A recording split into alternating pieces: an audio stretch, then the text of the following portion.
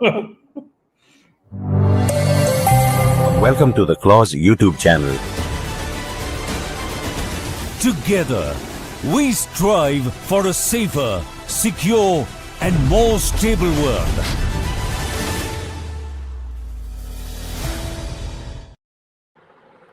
Good evening, everyone. Welcome to yet another episode of Clause YouTube channel, Strategic Frontlines.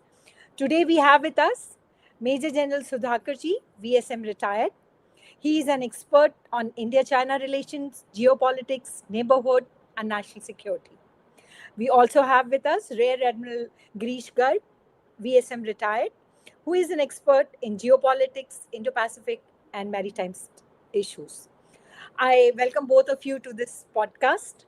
Thank you. Thank you. And we are going to discuss today the feasibility of blocking of Strait of Hormuz and its impact. It can be economic impact, political impact, how the oil trade is going to be impacted. All those things we are going to discuss. As we know that Iran's parliament has approved the proposal of blocking the Strait of Hormuz, and it has to be cleared by the Supreme National Security Council. We know that Strait of Hormuz is surrounded by major oil-producing countries like Saudi Arabia, Bahrain, Kuwait, UAE, and the strait is in territorial waters of Iran and Oman. Since the width is very narrow, it's I think about 3 kilometers, so the ships can be vulnerable to attack. And we also know that US Fifth Fleet is stationed in Bahrain. As far as economics is concerned, the EIA has estimated that in 2024 itself, 80% of the crude oil and 83% of the liquefied natural gas passed through this strait, and that went to Asian markets. And the major beneficiaries were China, India, Japan, and South Korea. And that was basically for crude oil, and about 69% was other things. So it's a crucial and a very critical choke point. So I would start by asking a question to Rear Admiral Garg. What do you think? Is it feasible and desirable to block the Hormuz? Because even during Iran and Iraq war, it was not closed. And suppose if it is done, what method will be adopted? Do you think that Iran has the A2A, that is anti-access area denial capability in this area? So if you can explain to us in detail, like what are the capabilities of Iran and how it can act in the Strait of Hormuz, all yours now. Thank you, Roshan, firstly, for inviting me to this podcast. It is certainly a pleasure and an honor. Coming to your question, is it desirable, you asked, for anyone, for Iran to block the Strait of Hormuz? I would say that it will be foolhardy for Iran to try and block the Strait of Hormuz. I have primarily four reasons to believe that. Firstly, it would be a self goal for Iran, because almost 25% of Iran's GDP comes from oil and oil product export. So they will be affecting their own economy by doing that. Secondly, as you brought out, that the Strait of Hormuz connects the Persian Gulf to the rest of the world. So it will not only affect Iran, but as you mentioned, all the other countries of the Middle East, Bahrain, UAE, Saudi, Qatar, they are also economies heavily dependent on oil and gas exports, and even their economy will be adversely affected. So Iran, in my opinion, risks antagonizing these OPEC countries, which I don't think, as a responsible and important member of OPEC, Iran would like to do. Thirdly, it will antagonize China. Now, when I say antagonize China, I say that because ever since the US sanctions were imposed on Iran, its customer base for its oil reduced. And China, of course, lapped it all up, and China is getting majority of its oil, almost 50% of its oil supply from Iran, because they're getting it cheaper, of course, like we do with Russia. They do it with Iran and they get much cheaper. So, of course, if this blockade is enforced by Iran, China will be very badly affected. And I don't think Iran would like to antagonize China, which I would say is one of his friends. Iran doesn't have too many friends in today's geopolitics. So I don't think it would like to antagonize China. And my fourth point, which I feel why Iran may not seriously pursue this option of blockade, is that within the Middle East, they have made a lot of diplomatic gains with the UAE and Saudi Arabia. You would have seen in yesterday and today, Saudi Arabia and UAE have publicly condemned Israel attack on Iran. You've seen that in the public domain. They have publicly condemned Israel attack on Iran. Now, by blockading again, they're discomforting, antagonizing these two nations, which I think diplomatically, they've won these two countries. They won't, again, as I said, they have fewer friends. They won't like to antagonize. So I think if you to answer your question, to summarize, I don't think it is in Iran's own interest, economically, politically, to have a full blockade of the Gulf of Hormuz, Strait of Hormuz. Coming to the second part of your question, can Iran do it? Yes. Short answer, yes. Why? Because Strait of Hormuz at its narrowest point is just 30 to 33 kilometer wide, which is, if you see the maritime domain, it's like a single lane highway. I mean, if you have to compare it with a layman's understanding of road infrastructure, it will be akin to I would say a single lane road on the land, 33 kilometers. So now also another thing, because it's just 33 kilometer wide and there are narrow patches, there is something called as TSS, traffic separation schemes, which are there in all these straits. Basically, it's like a highway. You divide, you make a lane for the inbound traffic and make a lane for the outbound traffic. It's called TSS. It's just 2 nautical mile each, that is 3 kilometers. So 3 kilometer passage to go up, 3 kilometer passage to come back. Basically you are constraining, you're restricting the entire traffic to that 3 kilometer traffic separation zone.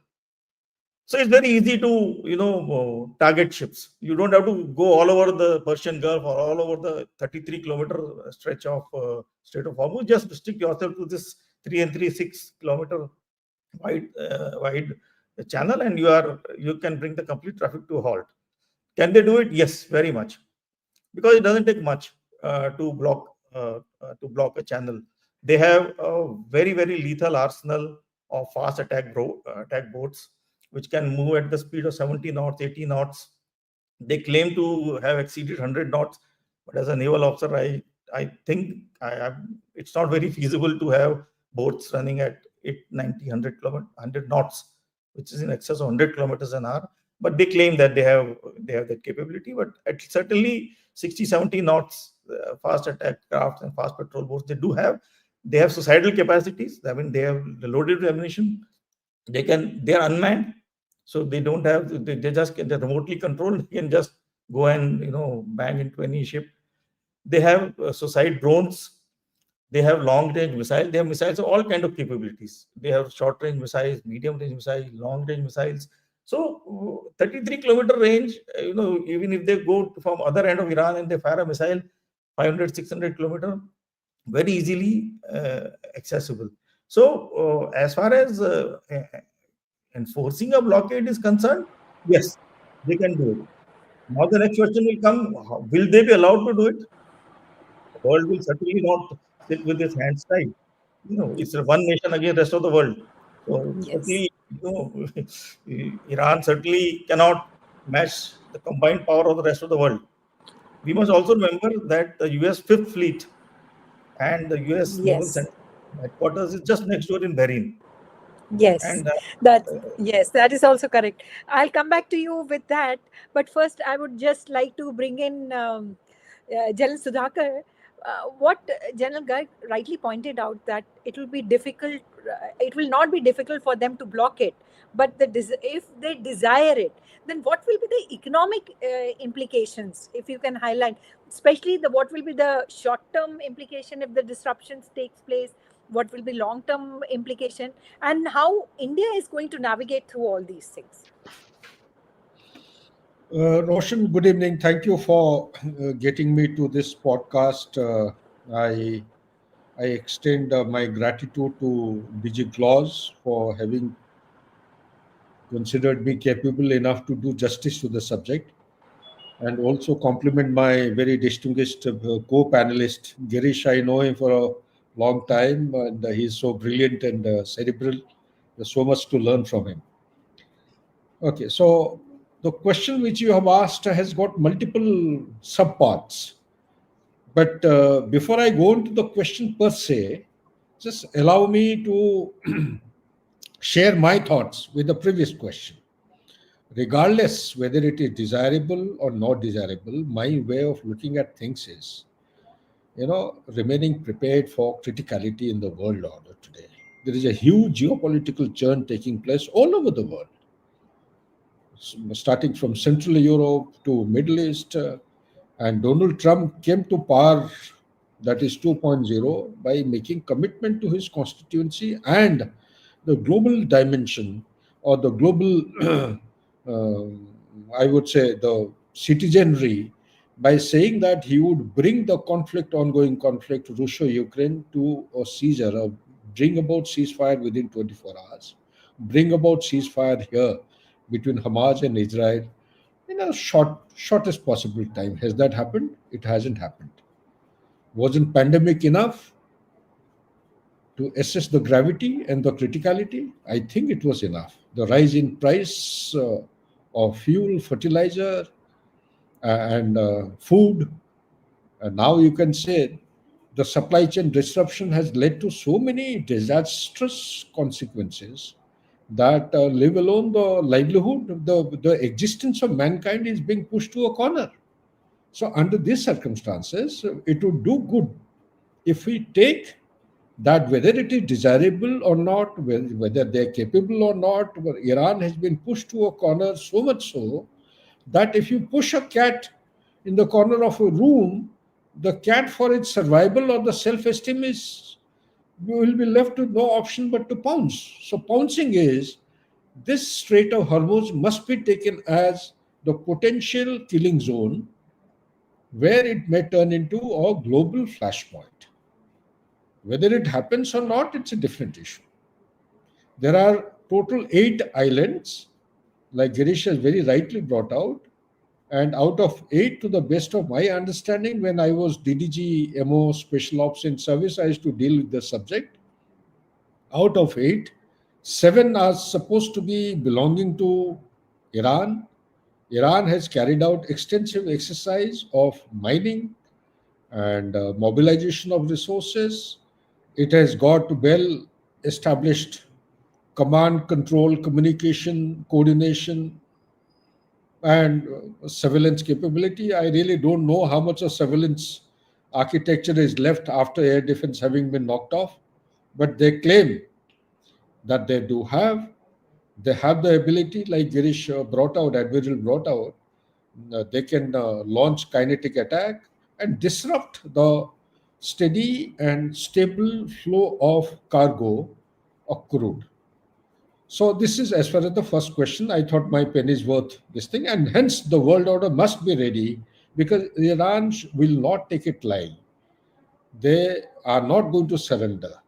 Little while back, I was in one of the channels. It was announced, no sooner I gave out a statement that there is a hidden agenda of US and Israel for regime change. Before I could complete my sentence, the anchor started announcing, yes, there is a breaking news. The son of Shah has made a direct message to the Supremo that he should step down. So that is stepping down. You will understand the meaning and implication. Now come to the second question. That is the primary question which you have thrown today. Short-term, long-term economic impact. First and foremost, we must understand 20% of the oil oil and gas, and 42-45% of liquid natural gas of the supply to the world, and essentially predominantly to Asiatic countries, Asia, Southeast Asia, and the Eastern Asia. Europe is also highly dependent, actually flows out from Persian Gulf or through the Strait of Hormuz. And when I say this, to answer your question more objectively, 54% of India's oil, they are supplied through this particular strait. And when I say 54%, there is a huge percentage of liquid and natural gas. Generally, all of us, we know it comes from Qatar. And if this happens, if the blockade takes place, I am given to understand, just prior to the podcast, I got in touch with very eminent and experts in the ministry. They have assured me that India is holding adequate stock. So when I asked him, what is the adequacy of the stock? He said 3 weeks. I said 3 weeks is not good enough. Russia and Ukraine, they thought the war would be over in 15 days.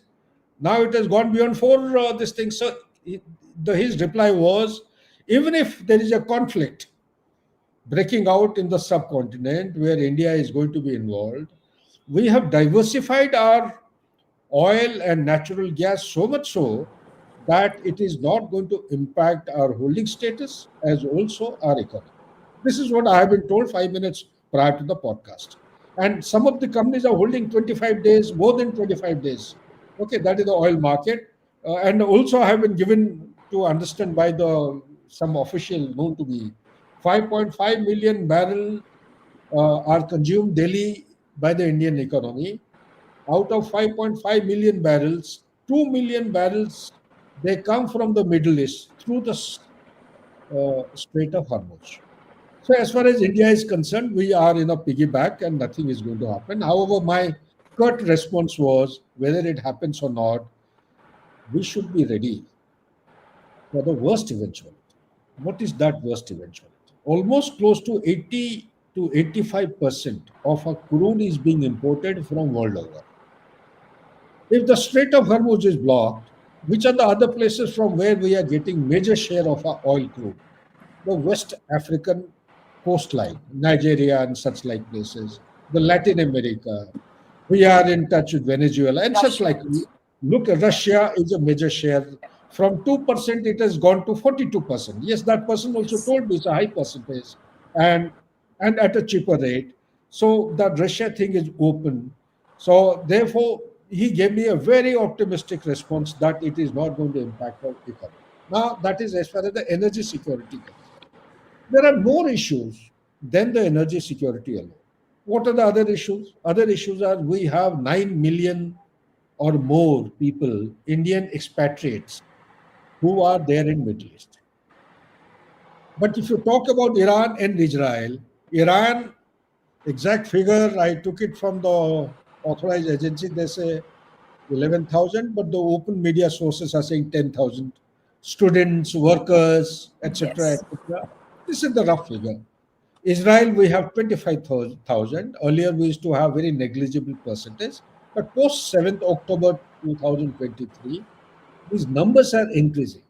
Students are increasing, the research scholars are increasing, the working hand, domestic servants, caretakers, these are increasing by the day. And uh, these are the people that we have. But barring these two countries, the rest of the spread of West Asia, we have close to, open media sources say close to 10, and authorized agencies are saying it's around 8.7 million diaspora who are there in the West Asia. They remit something close to 40% or more. Incidentally, for information of our viewers, since I am told it is going live, in past or the preceding 3 years, the remittances from the Indian diaspora is one of the largest in the world. We have almost about 32 million. 32 million people are remitting the remittances every year, which is crossed the figure of 130 billion. Latest is 129.4. Now I'm told about couple of half an hour back that it is going to cross 130 billion this year. That is the kind of remit. Out of 130 billion, almost about 40% or more are being remitted by this 9 million Indian diaspora in West Asia. This is I, going to, what you're saying about diaspora, I understand, and you rightly pointed out about the economics and all those things. So I'll just get in. Yeah, see, this is the thing. What I wanted to show you, what you all were talking about, that this is the state of Hormuz. If we see and how narrow it is, and there are so many countries there's which are surrounding this. So the kind of blockade of Hormuz is will be a problem. And what you and Admiral Garg also stated, it will not be an easy thing to do. So here I'll just like to get in Admiral Garg, and I'll ask you, how is the geopolitics of the region going to play up? Because no country wants this thing to be blocked. And as you mentioned that US has got its fleet in Bahrain. So, and but do you feel that US is going to act? Because as far as they are concerned, only 7% of its trade passes through the Strait of Hormuz. So if they are going to do that, how are they going to do that? And whether they will do it or not? And what are the other countries going to do? Because I know that the Iranian foreign minister had gone to Russia, and they also had a conversation, because we know that the Russian, the Chinese are supporting Iran, maybe not directly, but through various ways. We know that the Chinese cargo had gone to Iran for a few days back. So we know there are back channels and other things are taking place. So Admiral Garg, can you tell how it is going to pan out? Yeah, Roshan, to answer your question, I must bring out a very peculiarity of the Persian Gulf. Unlike the Gulf of Aden and the Red Sea, where we have this problem of Somali pirates, and there, there was a time when shipping through the Red Sea was a huge challenge because of the Somali pirates attacking, and it was almost like a blockade kind of a scenario in that. But the good part was that there the option was there. If the ships didn't want to use the Red Sea and traverse through the Somali waters, they could go around Africa and still reach the destination. It may take longer, it may be a little costlier, but yes, there was no disruption of oil flow or trade. Unfortunately, in the case of Persian Gulf, there is no such alternate route. They have to use the Strait of Hormuz or nothing else. There is no rerouting of ships possible. So that has a huge implication. When there is no alternate option, that means it's either Strait of Hormuz or nothing. So it's either you are in and out of or zero, which is I would say that it's not only problematic for the world, but it's also problematic for, as I said earlier, for the states which are within this Persian Gulf area who gets affected, because their trade. And please remember, it's not, we are only talking about outbound trade, oil, gas, we are looking at. Please remember that these countries are heavily dependent on the rest of the world and the shipping for container traffic into them, because they produce a lot of oil and gas. But for rest of the stuff, they're dependent on the rest of the world. So whilst the world will get affected by not getting oil and gas through them, the life for the people in this Middle East who are all dependent on Hormuz will be adversely affected, because their day-to-day life and day-to-day supplies which come through the container traffic, through the cargo ships, will also get adversely affected. So apart from the oil affecting their economy, even this trade disruption will affect their economy and the general quality of life of their own people. And they will find that the people themselves will start, after a certain point in time, because their lives will be affected, their daily lives will be affected. You will find that the people in these countries will also start protesting. And there will be pressure on the governments and therefore on Iran to, get away with this blockade, if they ever decide to do it in whatever way. So that is one major impact that I feel will have. And therefore, one more reason why I said that probably Iran will not do. And Iran has been threatening in the past many a times, but they have never actually practically done that. So I think that wiser sense will prevail. Now, coming to your question, whether US will intervene or US will not Yes. intervene. To say that just 7% of US oil comes from Gulf, so US will not intervene. The problem with US is its big brotherly attitude.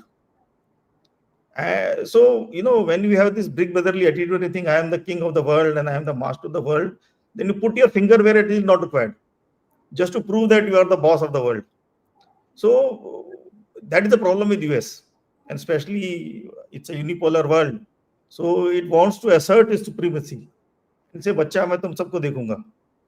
So whether it is 7% or 5%, US will, because finally, if tomorrow Iran does blockade Hormuz, it is primarily because of the United States of America or Israel, you can say, but probably because of involvement of United States of America directly or through Israel. So US, if tomorrow Israel decides to impose the blockade which they are threatening, it is directly a challenge to United States of America. And if US does not act, it is like giving a hands up to Iran, which of course US will not tolerate. So US will of course get into it in full might. There is no absolutely doubt in my mind about that part. And because US will get into it, US doesn't do anything alone. So it will have with all these cronies, all these nations who will get in. We have seen in Afghanistan, we have seen in Iraq, wherever we see they attacked 9/11, they attacked US towers, but US got the whole world together. Who were not affected by 9/11? They all pulled in and they all went into Afghanistan, and so I don't think US will do it alone. US will, I would say, coerce so-called partners to join, so that it looks like a global war on, they'll give some term terrorism or whatever name they will give. They'll say it's a global fight. It's not US versus Iran. It's rest of the world versus Iran. So they will make Iran the murga.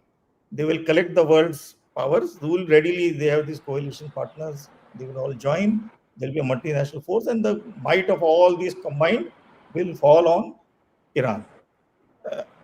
They will bomb the shit out of Iran, and I'm sure it will be a full-fledged war. They're already attacking nuclear sites. So, I mean, the biggest threat is to a nuclear installation, that nuclear addition will take place. So they're already bombing nuclear sites. So once you're bombing nuclear sites, rest of the things are all, minor issues. You bomb a ship or aircraft. I mean, we all fear nuclear war, nuclear radiation. So they already crossed that red line. So I think, I don't think that will be so much a challenge. It will happen, but of course, if they do it, I can tell you, if the might of the world falls on Iran, their naval forces, their IRIGC, whatever navy they have, will be annihilated. Of course, how long can a single nation survive against might of the world?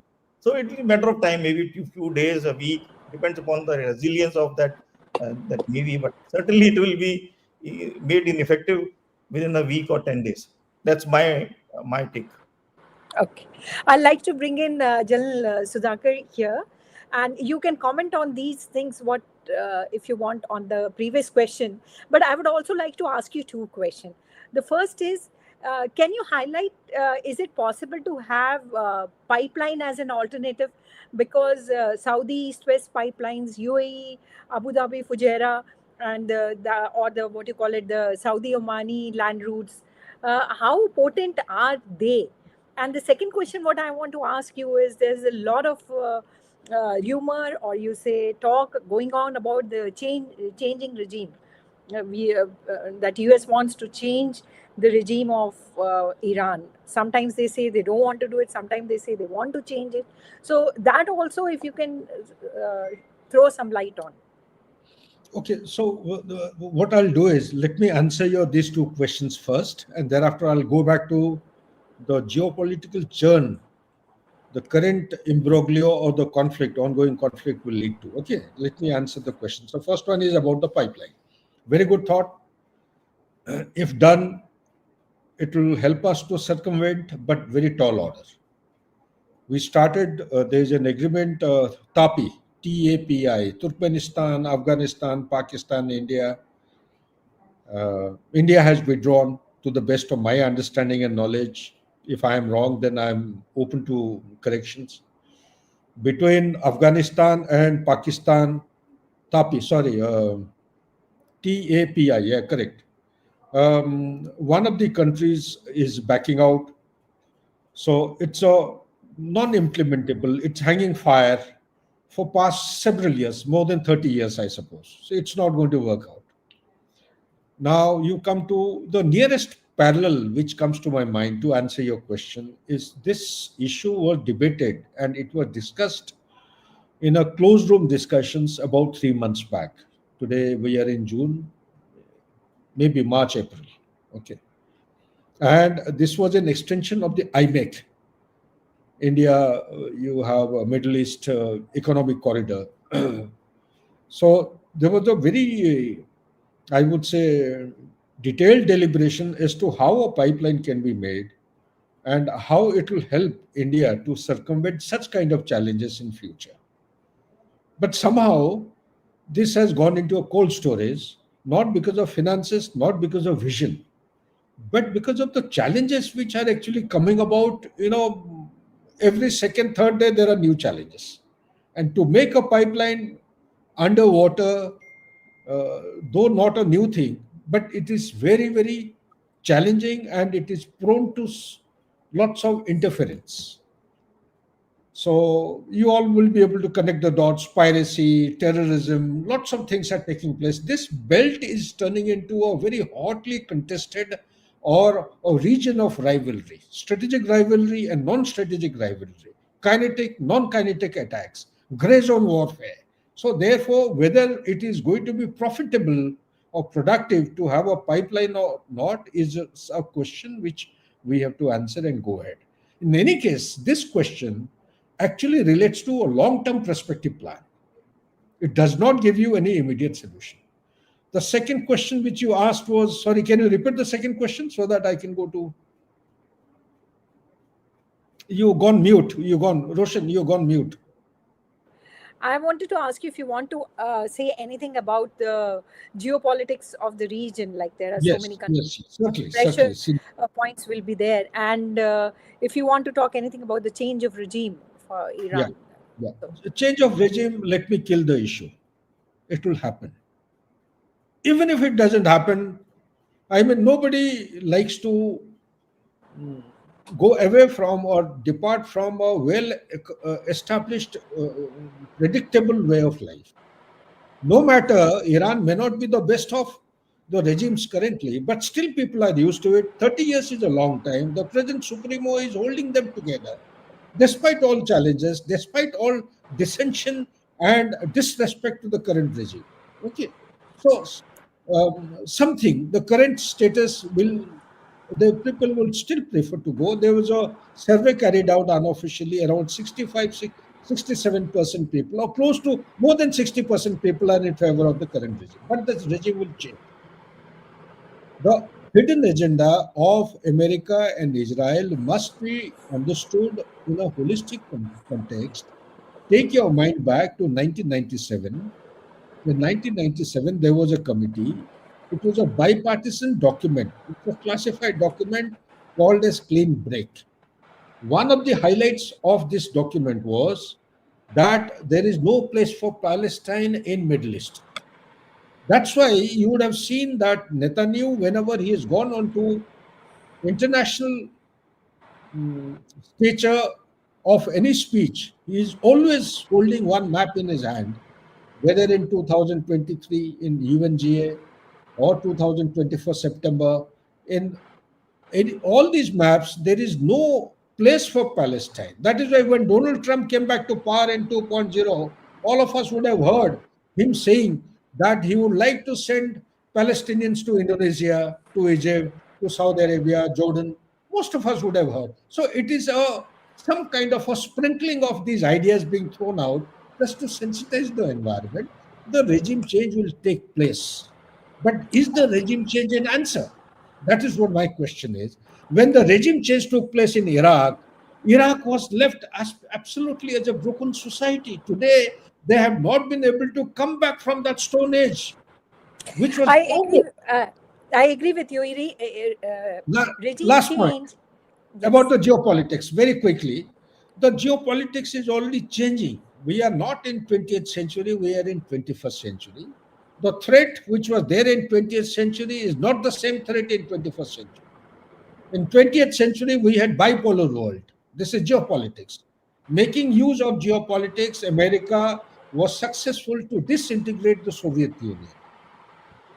And thereafter, we all thought that the unipolar world, today we all of us are convinced that USA is no longer the same strong USA we saw in Cold War 1.0. We are in Cold War 2.0.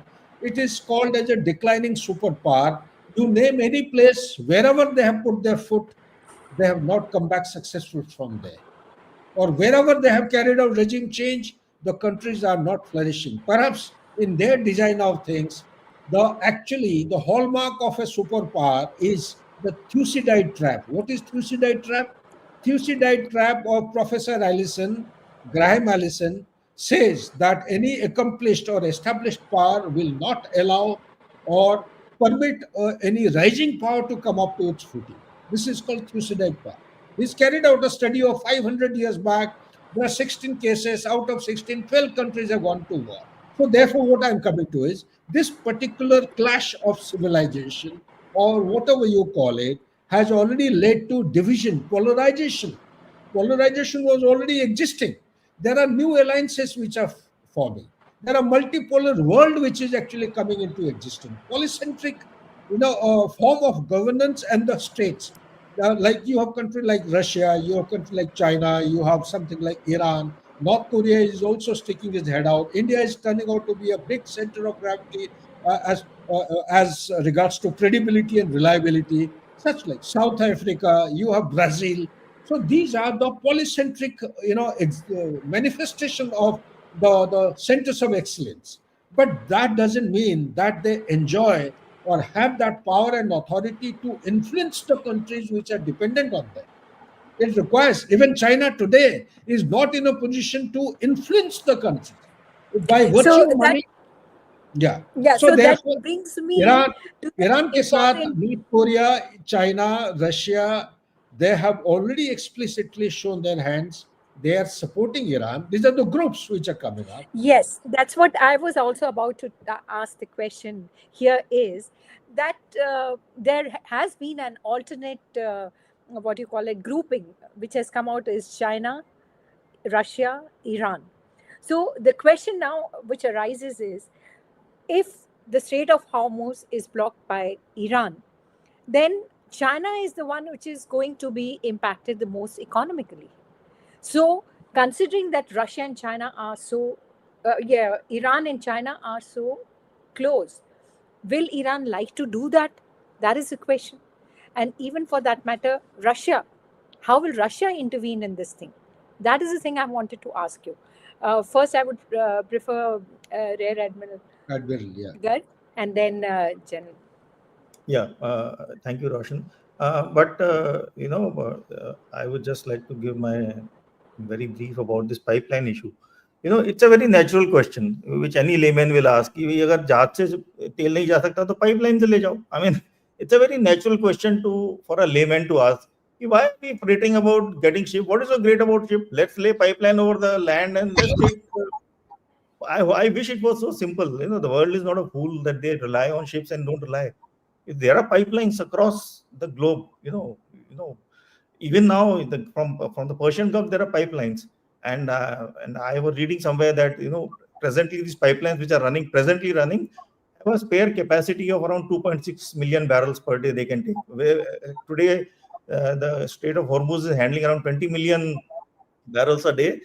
Probably these pipelines can take additional 2.6, which is around 10%. But the problem is that we think that if we have pipelines, then the problem of blockage of Strait of Hormuz, the Persian Gulf, the Red Sea, Houthis, all this will come to an end. The oil will flow easily. Just have a look at what's happening in Russia and Ukraine war. Russia has a network of pipelines to Europe through Ukraine, and see what's happening. All the pipelines are shut today. It's not shut by Russia. It's not. If the receivers were stopped using those pipe, the beneficiaries have stopped using it. It's the other way around. Here, the aggressor, the person who's affected, is trying to block the Strait of Hormuz. You see the pipeline diplomacy wherein the supplier is saying, I'll supply, the receiver is saying, I'll not receive, I'll not take pipeline. So it is not that the pipelines are not susceptible to disruptions. I would say they are far more susceptible to disruption than by sea. That is the first point. Secondly, pipelines are extremely costly to lay. World, if it were very cheap, everybody would have used pipelines and given a kick to the ships, get out. It is not economically viable. That is why pipelines are not there. Plus, the pipeline passes through multiple countries. Each country wants its share of, royalty. That was one of the gentlemen mentioned about TAPI. TAPI, one of the issues got stuck was because of royalty issues. Why it was passing through Pakistan, and there were royalty issues. We could never agree on it. So pipeline, while it may look very simple, in my opinion, it is far more complicated solution than getting oil by sea, and that is why the world resorts to it. Yeah, so that's what I want to say about the pipeline issue.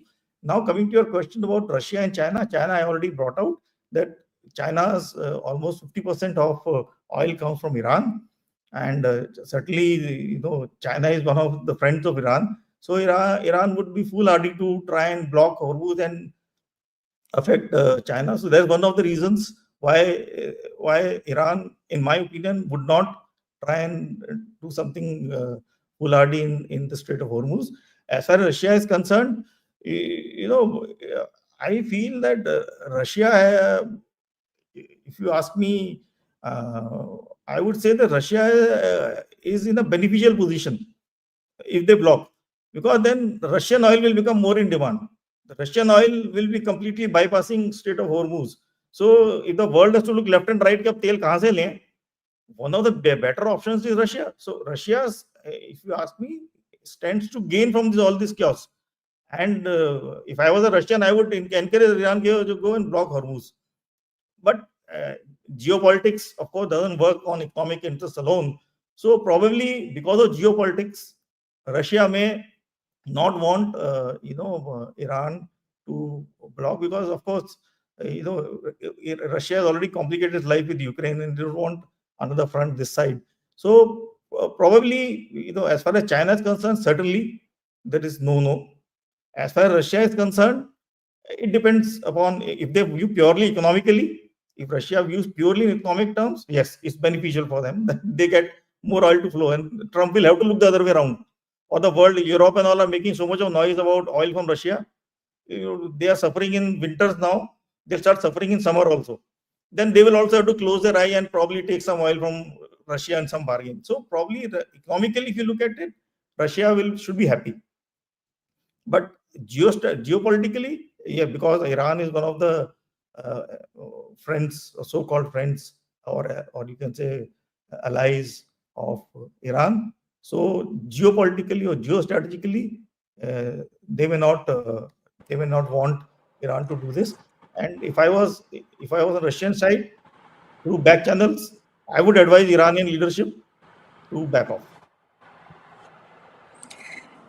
General Sudhakar, would you like to comment something? You're muted. Mute. Can you hear me? Am I audible? Yes. Yes. Yeah, my pen is worth. But before I come to the issue of geopolitics, how it is going to impact Strait of Hormuz, whether Russia and China also will support Iran or not, let me very quickly, because I've just got a message from I don't know, somebody listening got my number. Okay, let me give out. The geopolitics, relevance of geopolitics in 20th century has gravitated towards geoeconomics. Just to exemplify what I'm saying, the two-way trade between Middle East and India till recently was $170 billion. In past 2 to 3 years, what we had with Israel in 2017 was around 14 billion. it has come down to 1.4 billion last year. And sorry, this I am telling about the Iran. Now, with the Israel, it was 11 billion in 2022. Now, because of the current situation, conflict-like situation, it has come down to 3.75 billion. Okay, so this is how the geoeconomics is manifesting because of the conflict situation. Now, coming to the issue which you have highlighted, the groups which are forming, which are in support of Iran, are basically the global south. You say, except for India, I don't think there is any country in global south which does not or which has not shown a soft corner towards Iran during this stage of getting, being pounded by Israel and America. Okay, and every country, without any exception, including some of the European countries, have condemned the way the nuclear installations have been pounded by USA.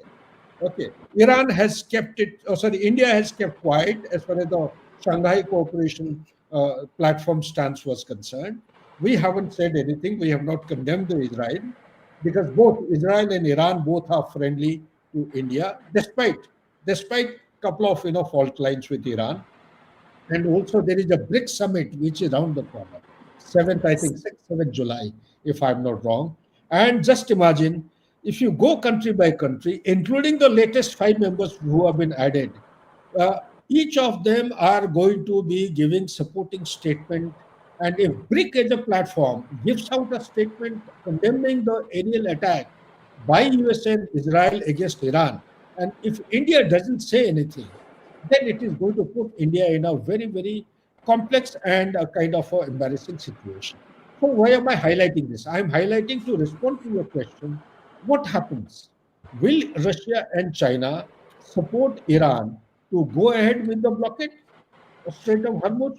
I don't think so. No country would ever do it because they directly or indirectly, like Admiral said very rightly, in the backhand diplomacy, perhaps Russia would be, telling Iran, please don't do it. It's a foolhardy decision. You are going to be, taken back in time to a stone age. You'll be pounded, hounded. Your regime will change.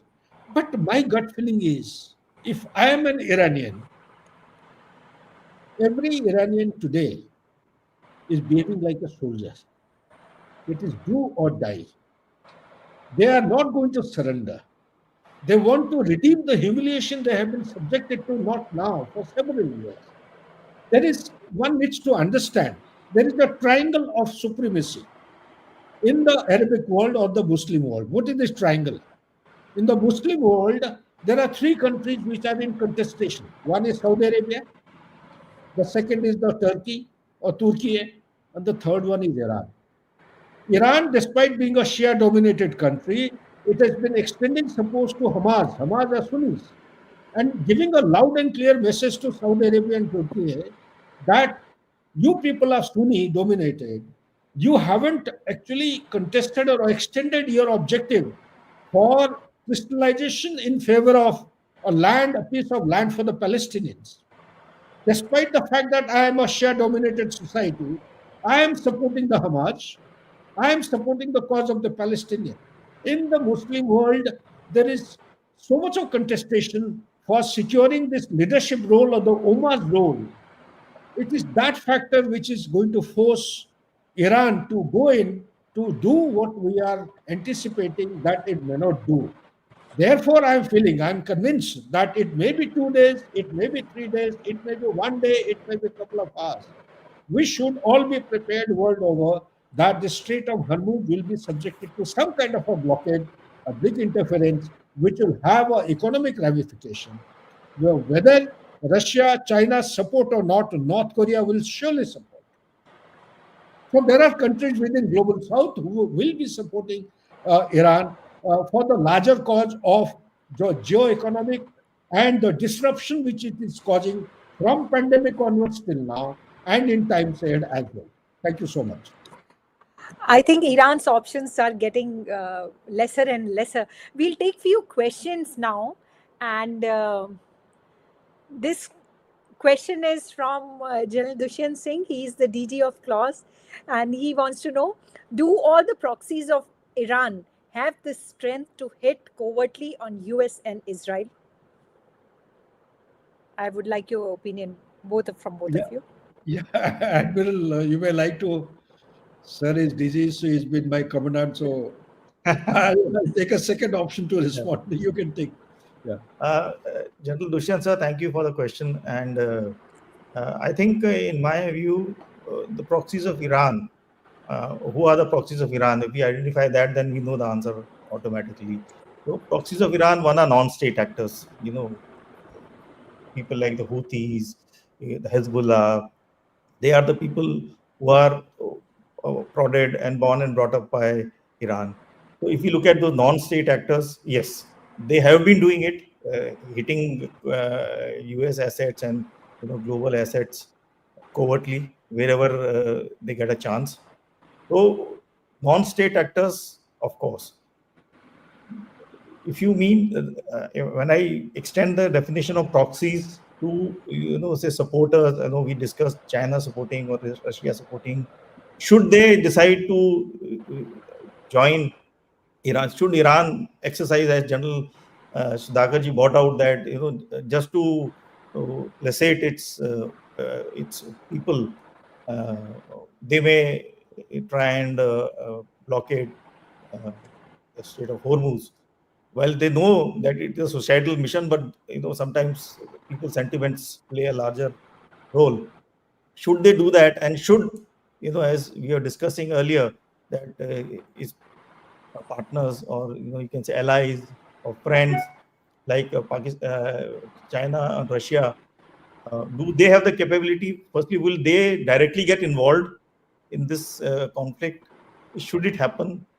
I have my doubts. Whilst the militarily, directly, state actors would not, they have the capability, certainly, to answer your question. They certainly have the state actors, whether we are looking at primarily China and North Korea and Russia. They certainly have the ability to covertly attack US and Israel. But will they like to do it? Because in today's world, nothing is covert. It may be covert, but in today's world, everything is overt. Covert is just in the mind. So yes, non-state actors, 100%, they have been doing it and they can still do it. State actors, they can do it, but I don't think they'll do it.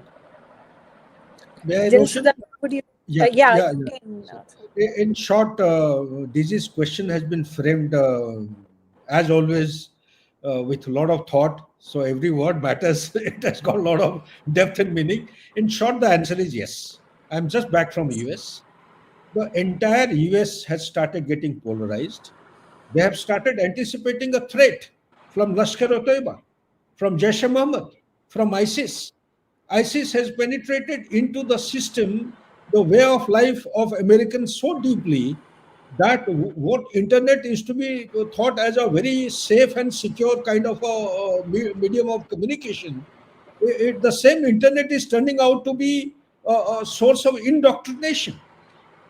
So USA is seized with the problem. I hope they are seized with the problem. They have opened a new Pandora box. I am firmly of the view that the proxies, who are the proxies of Iran? You have Houthis, you have Hamas, you have Hezbollah, and the fourth one we miss out quite often with Hashad al-Shabi. Hashad al-Shabi, the commander was none other than late General Qasim Soleimani, who's been neutralized.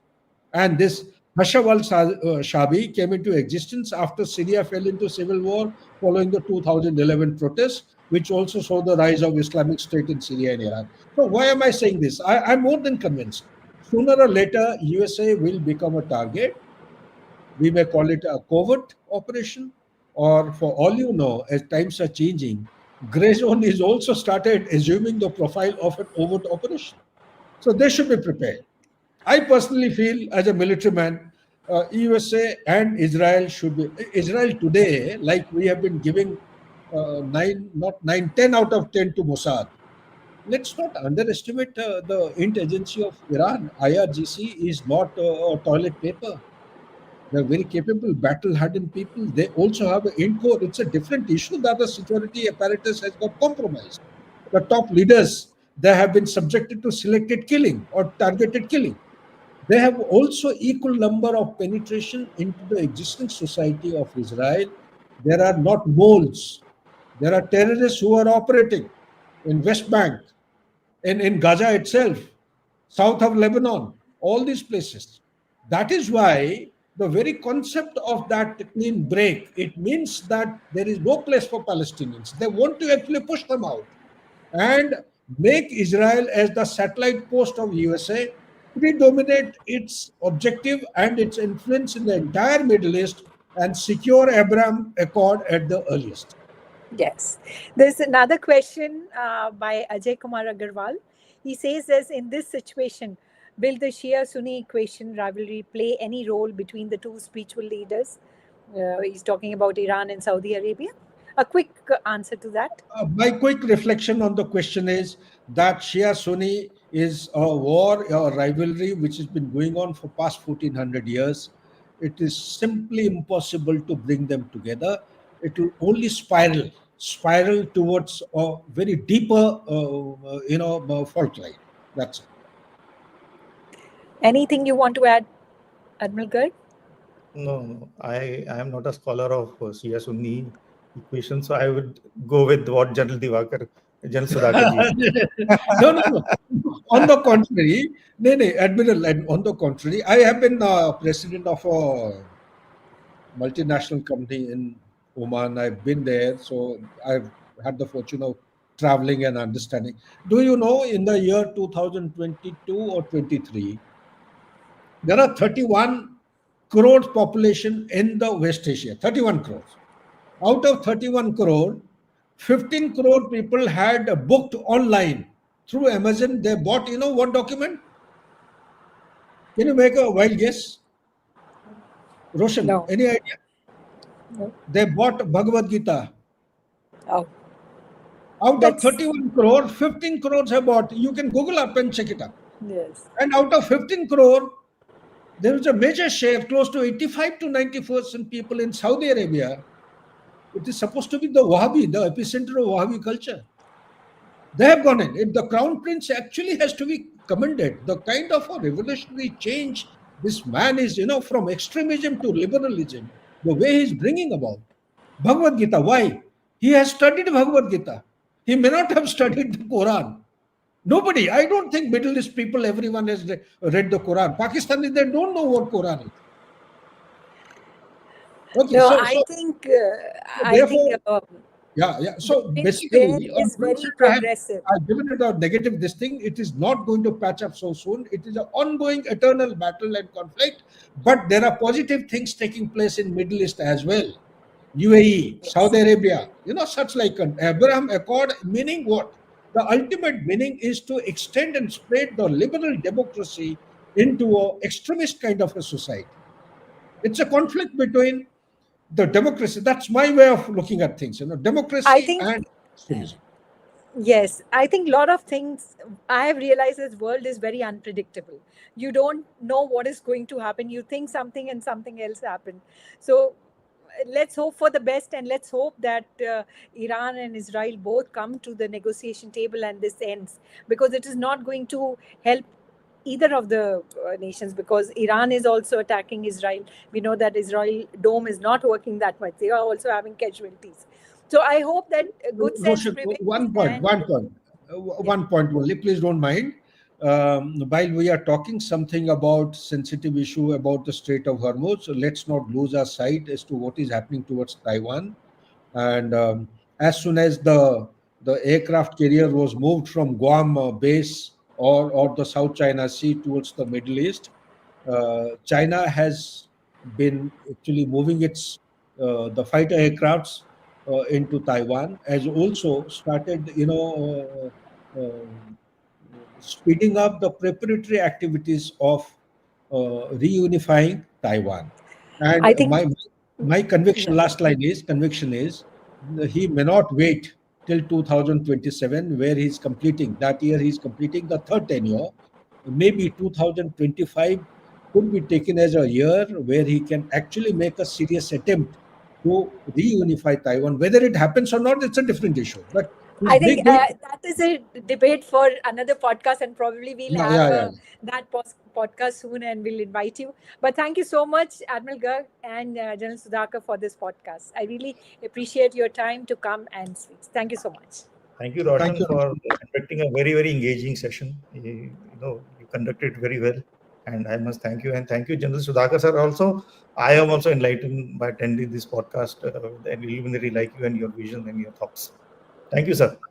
Girish, as always, you are the bright and the brilliant I have come across. And thank you, Roshan, for anchoring the discussion. It's quite a sensitive subject, and must extend our gratitude to DG Claus for having thought about the issue and conducted this particular podcast at a very short notice. There are many more things Yes. which will unfold within next 24 to 48 hours. We'll see changes. Yes.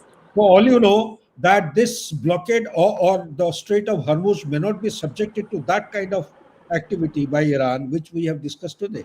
But our primary aim was to prepare ourselves in the world that the worst criticality is going to happen if it is blocked. Are we prepared to face it? Yes. That is the Actually, the question. primary aim was to discuss all the aspects Yeah. of this particular thing. So thank you so much once again. Thanks. Thank you, Roshan. Thank you. Thank you, Admiral. Thank you, Roshan. Yes, sir.